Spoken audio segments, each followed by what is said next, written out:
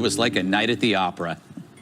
Pennsylvania is the state that gave us the 45th president of the United States. South Korea came to my office after having gone to North Korea and seeing Kim Jong-un.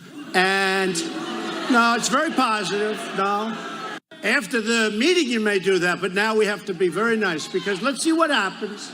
This should have been handled, by the way, over the last 30 years, not now. I'm joking about being president for life. A couple of them went back. Donald Trump, with his dictatorial attitude, now wants to be president for life.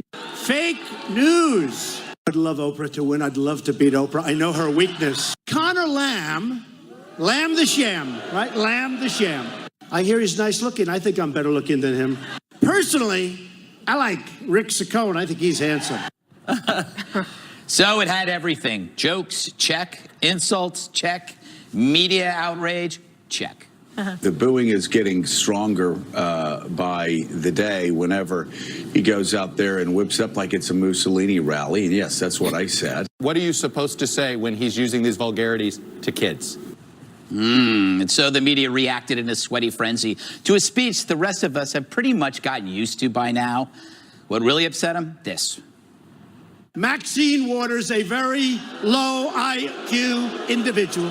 We will impeach him. We will impeach the president. But he hasn't done anything wrong. It doesn't matter. We will impeach him.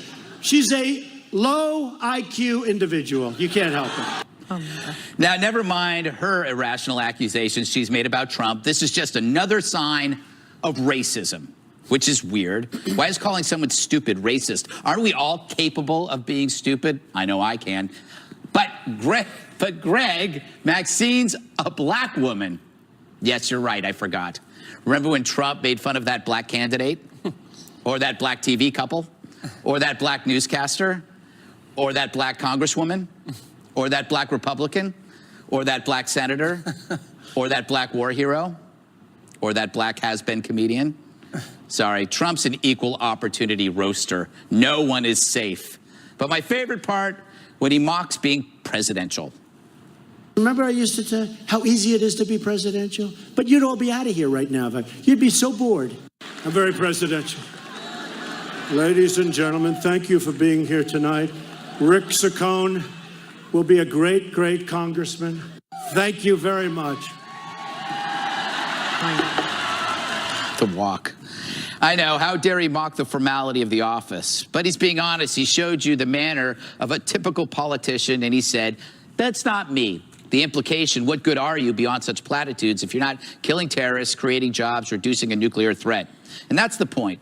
The difference between Trump and others, the tasteful charade of political lifers isn't part of his vocabulary. And so you are absolutely right to say that he's vulgar. But what are you going to do when the public says, so what, wrap it up, we'll take it? So, Jesse, love the jacket. Thank you very much. I mean that. No, I don't mean that. That was pretty much an honest appraisal of himself. He's saying, I'm not that guy, which I find kind of honest. Yeah, I mean, it was the most brutally honest thing I've ever seen on television, and the hits keep on coming. I've ranked the Trump performances.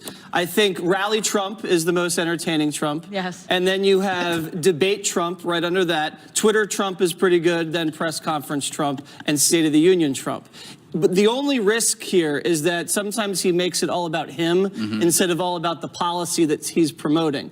But by doing this, he throws so much content against the wall that the media just scrambles and doesn't know what to do with themselves.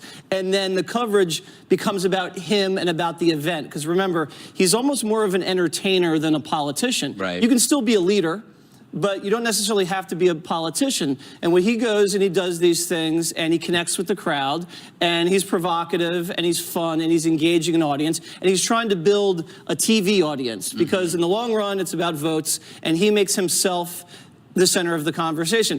The sleepy-eyed Chuck Todd SOB thing, I think it's funny. I think people need to lighten up. I don't think it's a vulgarity. He said a lot more vulgar things than that. And in the pantheon of insults politically in politics, that doesn't really seem like it's the roughest thing out there. And then the Maxine Waters, I think you said it perfectly. I mean, he's an equal opportunity offender. Yeah, I think the problem is people watching if they see it, but if they're on radio listening, they didn't see that. In fact, it was all different. Yes. Yeah. Well, Kimberly, does this help? Yeah. What he was originally there for, which was to help elect this candidate, whose name I can't even remember because Saccone. Yeah. Or has it become just more about Trump and less about getting that guy in? Well, I mean, I think all things can be true here. I mean, I think it helps him.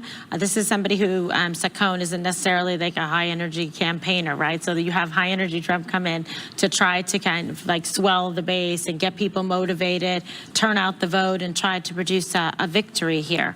So I think in that sense, it's certainly got eyeballs and attention, which I think does help the candidate, but it also accrues to the benefit of POTUS, right? Dan, what do you? I know that you've always had a problem with Trump's behavior. Did he go too far with Chuck Todd? I didn't watch it. Yeah. Because I was busy. But I to the point about like, does it help Rick Saccone? Yeah. I think what happened is the president committed way too early to do this rally for Rick Saccone. He went to campaign for him in January. And that's when they start to realize, like, we got to pay attention to this race, or because we don't want to lose it. So he goes, and in the spur of the moment, he says, "And I'm going to come back here, and we're going to do a rally for you." And you get 6 weeks down the road, and you realize, oh, this candidate is not lighting the world on fire. He still could win. Saccone could win. It's just going to be close. And so I think that the president's time could be spent doing lots of other things. Like, does it help him get any of his agenda passed? Does it help, like? Not really, but did the president have fun? Was anybody hurt? Not necessarily. And I think that most journalists, like Chuck Todd, well, I would say most journalists do not want to become the story. Okay, like there are some that we know that are in the briefing room who try every day to be the story, but I don't really understand what Chuck Todd did on Saturday or leading up to Saturday to have warranted the attack. Yeah, I don't know. I don't get up that early. I'm actually the sleepy one. Do you think that when I try to frame Trump again as a roaster on Comedy Central, so whenever he opens his mouth, it's like he's jumping off a cliff. You never know. Like the joke might work, the joke might not work, but there's always a chance when you open your mouth among friends at a rally, you're going to say something that isn't going to work, and that happens to comedians and it happens to entertainers. And when you put it in that context, you can kind of. It makes more sense. Not to me. I mean, I just think it's vulgar what he's done to the presidency. I mean, it's lowered our standards for what we expect from someone who traditionally has been, a leader, a person of character and principle. I mean, obviously, they're all politicians. They're all playing games. But the public behavior of a president, we've never seen anything like this. So, I mean, to my mind, he goes after Maggie Haberman of the New York Times and calls her a Hillary flunky. He goes after Chuck Todd. He says, don't boo Kim Jong-un because he's got talks coming. It just strikes me as crass behavior that you embrace now as normal. I mean, you say, well, it's fun. And he says, different direction. Oh, your ratings would go down if I didn't act like this, if I wasn't so clownish, and if the circus didn't come to town, and if the medicine man wasn't saying, hey, come on over here. How is that being dishonest? Well, I think I didn't say it dishonest. I said it lowers the standards of the president. It's honest if that's who he is. But to my point how about this? Let's say you are correct. This is beneath the office of the presidency. That has been said about almost every president doing one thing. Either it's about, whether it's about fashion or it's about something said. And then the public generally just says, so what? That's the problem, is the first half of the equation is criticizing him, but you don't have the second half, which is what do you do? Nobody cares. I would say that the American people wanted this. They wanted someone to come in and tear up the playbook, and he definitely broke the mold, this president. That's what the country voted for. They didn't want someone like he did, the imitation, very presidential. They didn't want that. They were sick of it. They were bored by it, and they wanted someone to come in and flip over the table. And he's doing that. And it might be beneath the traditional standards of the presidency, as you've said, and I agree with that. But he's now changed the game and kind of renegotiated what those standards are. And that's the reality that the media still has not accepted. And they're still covering him, that they're shocked that he's behaving this way. And I think they need to cover him in relation to him and not Romney or President Obama or President Bush. It's a lot. You're going to waste a lot of energy wishing he was acting a different way, is my point. Right. You No, spend so much time. But they're It's still never gonna- he's not going to change. They're still going to you know? engage in it. Yeah. Well, that's the thing, though. But people do. They tune in. And it's like you can't stop watching or listening to it because you want to know what is he going to do next? What is he going to say? And he understands that. He really was transparent when he just said that right now. And he's like, you'd be so bored you wouldn't even be showing up here, et cetera, et cetera. So there is a sense of him getting some feedback and reward from being the way he is, which further encourages the behavior going forward that Juan and others are objecting to. But the thing that's interesting is that he, to the point of the rally, was to help support a guy who nobody can name 2 days after the rally and who is in a really tough race. Yeah. And you have also the Democrat, Conor Lamb, had no primary. He runs pretty much like a Republican, right? Yeah. He's except for on the pro-life issues, he's pro-gun. He actually he supports President Trump on the tariff issue. I don't think that's a Republican issue, but it helps the district. And this race is super interesting. And they're setting it up that the Democrats will say that this is what we're going to be able to do. It's not necessarily the case. Most Democrats are in primaries that will require them to pull left. They will not be pro-gun or pro-Trump or in any way. And so it's not necessarily going to be the bellwether of 2018. Yeah, but the other side of that, Dana, I had a but. Oh, go right ahead. Okay, I'm sure you're going to say the same thing. Go ahead. I don't think so. I'm interested to hear what you have to say. I was just going to say that the point is that the rally is meant to help bring out Republicans to vote for somebody. And I can see why, because the president committed too early to do a rally for him and then realized, you read in Axios this morning, the president's not too pleased with how this candidate has run his race. And it really should not have been this hard for Republicans to try to keep a race that Republicans have won by double digits for the last 3 cycles. Yeah, they won. In fact, that was my point. We did have some similar ground here. It's been 15 years they've held this seat. Yeah, right. And you have them now pouring in tons of money that and this is where I disagree with you, they're not going to be able to pour this much money into every district I agree. where There's a no way. Republican is facing a stern challenge. Right. And not only that, you got to also remember Trump won the district, I think it's plus 19.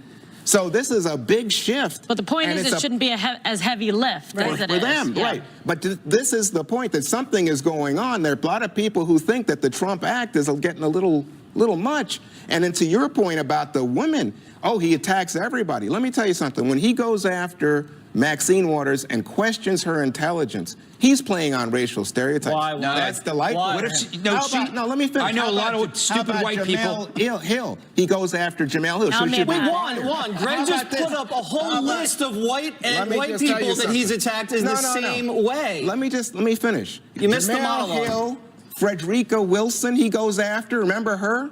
Megyn Kelly. Remember that? Remember Megyn How about Kelly? Donna Brazile? Rosie No, O'Donnell. I'm just saying, I think he has a thing with black women. Wouldn't you say? I think he has a thing with all people. No, That with is, he all doesn't people. care. He has a thing with doesn't everyone. care. Yes. When he plays and when he goes after black women, he does it with a vengeance, with an anger. So I guess okay, Rosie is not white. All right, so Is that Juan, true? if I happen to think that Maxine Waters is stupid, that makes me racist? No, you can disagree. Or perceptive? Well, let me just say something. She's not stupid. And the second thing She to said say is stupid you can things. say, I disagree with Maxine. Oh, yes. Well, say it, but you don't have to somehow impugn her intellect. People tell me I'm stupid all the time. People that I hang out Wait, with. they haven't been impugning the president's intellect for the last year? They made him take a She said he was mental insane. IQ. They said he was as Alzheimer's, Juan. I didn't say that. Everybody in the press I said don't the know what guy he was said. mentally ill. Let me just say and he that says that about a performance- Democrat, that and now he's performance- racist? That performance doesn't help your case. Well, if a mentally ill candidate beat the pants off of Hillary, what does that say about her? That's pantsuits. All right. Elizabeth Warren now refusing to take a test that would prove whether she's Native American. Hear why next. Can you imagine covering Bernie or Pocahontas? Pocahontas, how about that? Can you imagine these guys? Some of them are actually smiling, but some of them just can't stand it, honestly. Some of them, they can't take it. Can you imagine having to cover Elizabeth Warren for 4 years? President Trump turned some of his fire this weekend on potential Democratic opponents in 2020, like Senator Elizabeth Warren, who he was just talking about, once again mocking her over her unsubstantiated claim of Native American heritage. A newspaper in her home state of Massachusetts suggests she take a DNA test to settle the issue once and for all. So will she? Well, she danced around the subject on Fox News Sunday. I'm not running for president, but let me tell you a little bit about my family. You know, my mom and dad were born and raised out in Oklahoma, and my daddy was in his teens when he fell in love with my mother. He was head over heels in love with her and wanted to marry her. And his family was bitterly opposed to that because she was part Native American. And eventually my parents eloped. They hung together for 63 years. I know who I am because of what my mother and my father told me. It's a part of who I am, and no one's ever going to take that away. Gosh.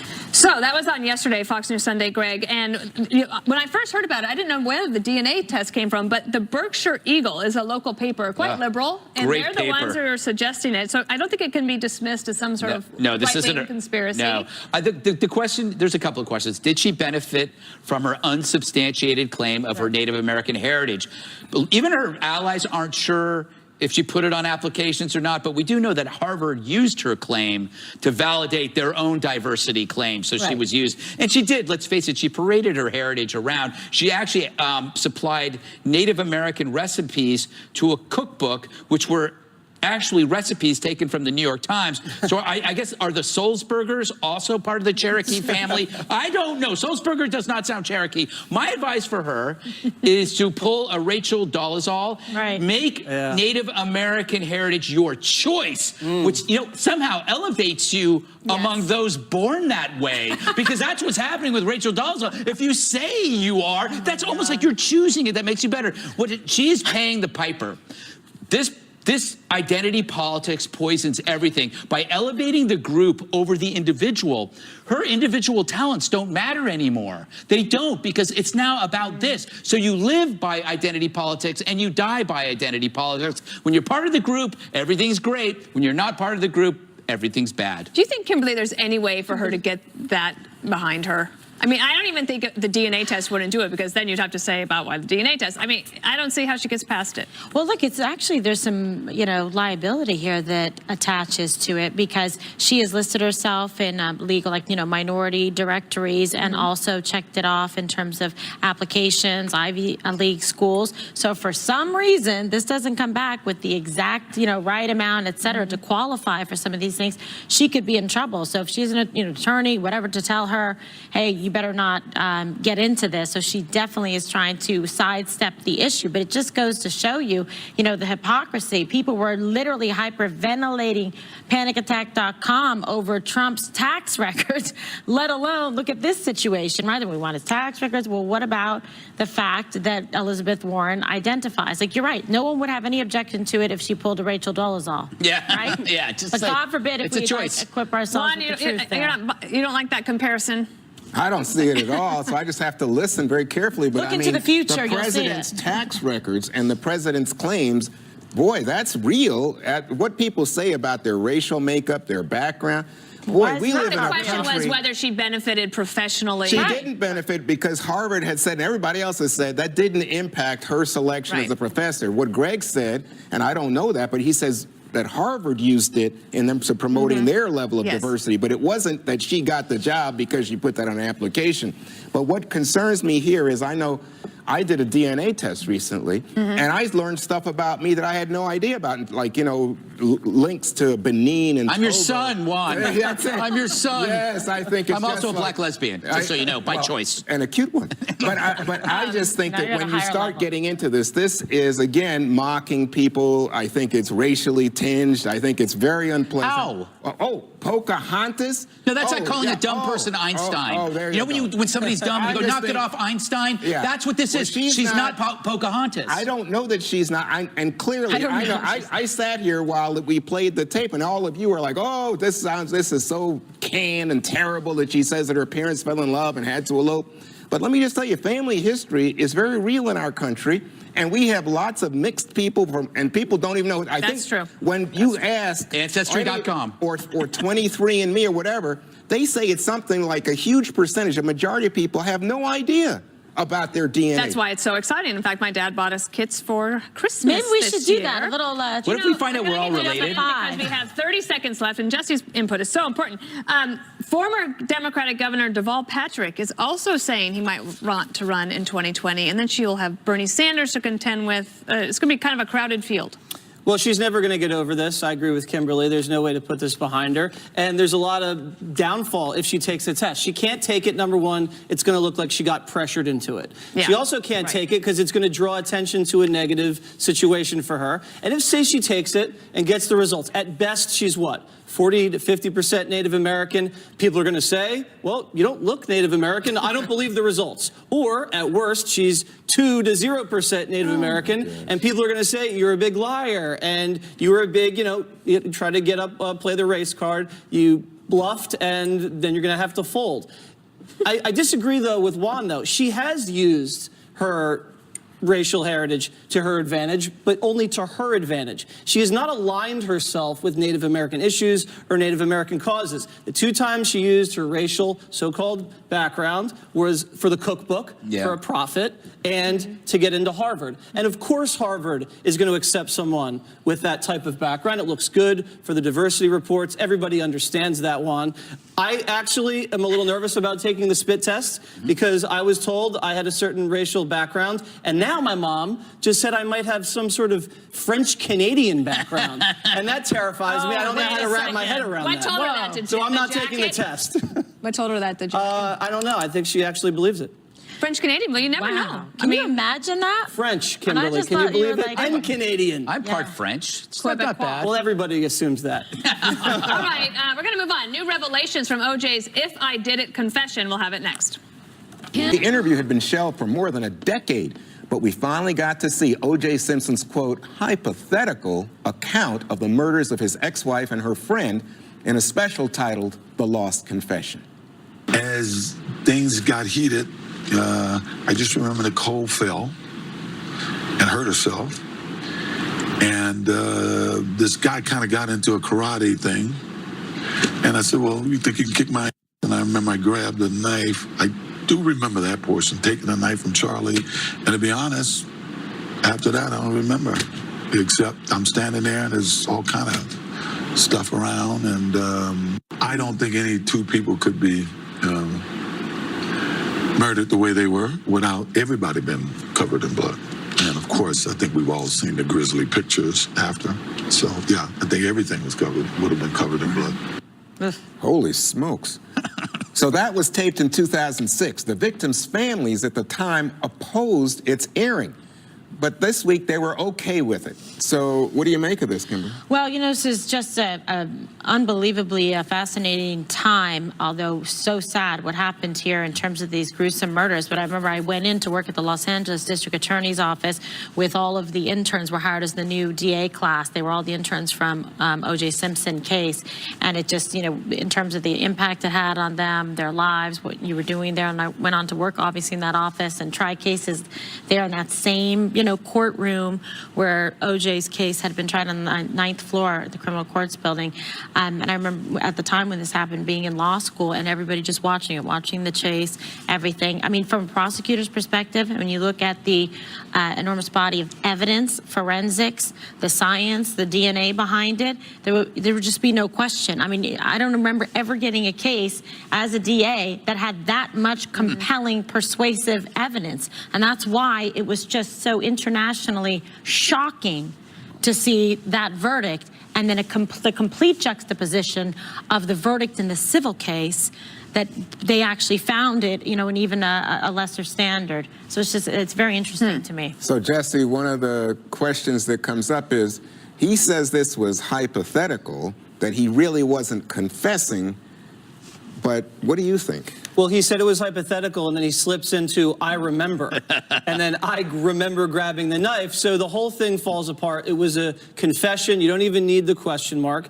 He's so delusional, and he's so dishonest, but at the same time, he's so captivating and so evil.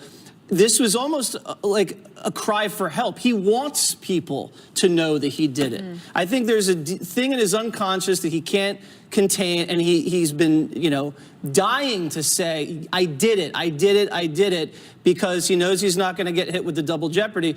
But to Kimberly's point, he should never have been out in 2006. They made so many mistakes on the prosecutorial side, from the glove, from the venue, to the jury selection, to some of the ridiculous witnesses, to the mishandling of the evidence and the DNA. It's a tragedy that this guy is even out right now.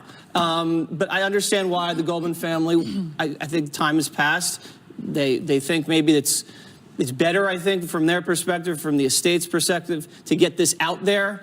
But I mean, if anybody deserves to be retried, I mean, it's this guy. So, Dana, the thing that struck me was he said there's somebody named Charlie who was with him. He never says who this is. I don't know. I mean, what's really interesting is that I don't know if it's as much of a cry for help as it is just a cry for attention. And what a disgusting human being. And I did have a quick question for Kimberly. Yes. If, as a lawyer, and if you're a defense lawyer and you believe that your client is guilty, do you have an ethical obligation to say something, or No. You just can? No, because you have the attorney-client privilege, Right. and based just on if they confess to you or they said something, depends. But no, I mean, you have to protect your client. That's your job. And most of them probably think, their client is guilty, or know they're guilty, but they try to give them the best possible defense. Legal advice. They have to. So, by the way, Greg, he slanders Nicole in this thing. He says she had problems with her weight, and she had lots of plastic surgery. What the hell? I can't Murdering believe her wasn't bad enough. Well, I'm just saying, he's Awful. killing. I mean, it never stops with this guy. I can't believe this table. I mean, I watched the whole thing. He convinced me. Such a charming Convinced you person what? with his jokes. He was so friendly. I think he's totally innocent. It was either he's a complete idiot.